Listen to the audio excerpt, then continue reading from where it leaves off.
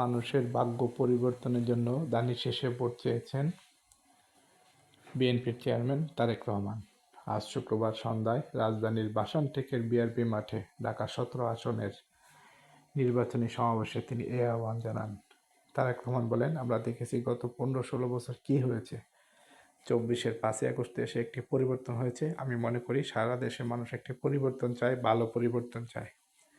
মানুষ চায় তাদের সমস্যাগুলো যাতে সমাধান হয়। মানুষ তার চলাফেরা, নিরাপত্তা, শিক্ষার্থীদের কর্মসংস্থান, দেশে বেকার তরুণ তরুণী যারা আছেন, তারা যারা কর্মহীন অবস্থায় আছেন তাদের কর্মসংস্থান করে এগুলোর সমাধান চায়।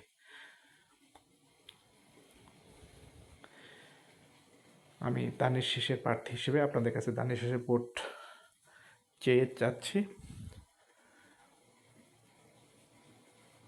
এদেশের মানুষ একমাত্র দানিশ শেষকে যতবার নির্বাচিত করেছে ততবারই দেশের উন্নয়ন হয়েছে, দেশের মানুষের ভাগ্য পরিবর্তন হয়েছে, ভালো পরিবর্তন।